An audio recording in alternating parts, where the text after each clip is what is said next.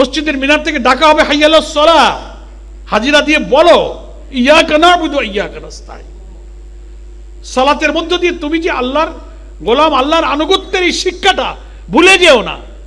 জোহরে বলে গেলে 2 ঘন্টা পরে আবার ডাকছে, আসরে এসে আবার এটা ঝালাই করো। কাজ কাম, অফিস আদালত, চাকরি বাকরিতে গিয়ে শয়তান নফস উস্কানি তোমাকে বিপদে নিতে পারে, ভুলে যাবো। আবার মাগরিবের 1 ঘন্টা পরে ডাকছে, আবার মনে করে রিমাইন্ড করছে বারবার, এভরিডে বাই রোটেশন, এভরিডে 5 বার।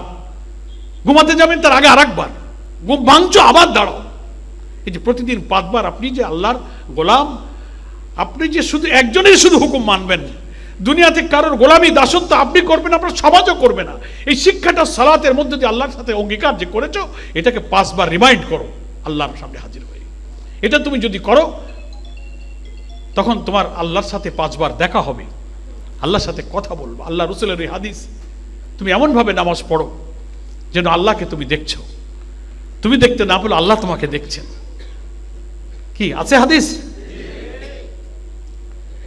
সূরাতে, কেরাতে, ফাতিহাতে আপনি যা বলছেন, পৃথিবীর সব কিছু ভুলে গিয়ে আল্লাহর সাথে আপনার গোলামের সাথে বান্দার গভীর ভালোবাসা, গভীর প্রেম পুরাটা নিবেদন করে আপনি সেজদায় গিয়ে সময় কাটান এবং তাকে বলেন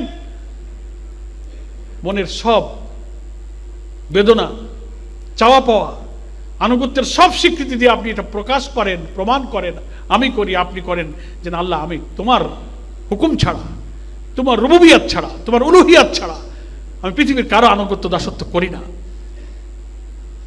আমার কোনো চাওয়া পাওয়া যদি থাকে, আমার অসুখ, আমার অর্থনৈতিক সংকট, আমার দুঃখ বেদনা, তুমি শুধু একমাত্র সমাধান করতে পারো, আমার আর কোনো ইলাহ নেই।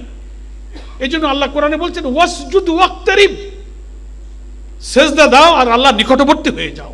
আল্লাহ রাসূল বলছেন যে কোন নামাজি যখন সেজদায় চলে যায়, তখন আল্লাহ আর নামাজি সবচেয়ে নিকটে অবস্থান করেন। এই যে প্রতিদিন আমি বলছি ইন্নাস সালাতি, ঘোষণা দিচ্ছি রুকুন হওয়ার আগে, কাকে সাক্ষী রাখছি? আল্লাহকে সাক্ষী রেখে ওয়াদা করছি যে আমি আমার এই আনুগত্যটা তুমি ছাড়া আমি কম খাবো, কম পড়বো, বাধা হবে, পিছু টান হবে, নির্যাতন হবে, তোমার আনুগত্যের বাইরে আমি যাব না। ইন্নাস সালাত, আমার সমস্ত আনুগত্য তোমার জন্য। অনুসুকি, আমার সব স্যাক্রিফাইস, সমস্ত কোরবানি, আমার অর্থ, বিত্ত, আরামের কোরবানি, আয়েশের কোরবানি, পছন্দের কোরবানি, ভালো লাগা না লাগা সবকিছুই তোমার জন্যই শুধু উৎসর্গ হবে। আমার কি ভালো লাগলো, that is not my look out, এটা আমার দেখার বিষয় নয়। তোমার কাছে কি ভালো লাগে সেটি আমি কোরবানি করে দেবো। আমি একদিন জেল খেটেছি, 1 ফোঁটা রক্ত দিয়েছি, একটা রাত জেগেছি, 10টা টাকা দিয়েছি, আমার ব্যবসা গেছে, বাড়ি গেছে, আমার সংসার গেছে, অনুসুকি, এটাও তোমার জন্য আমি দিয়েছি।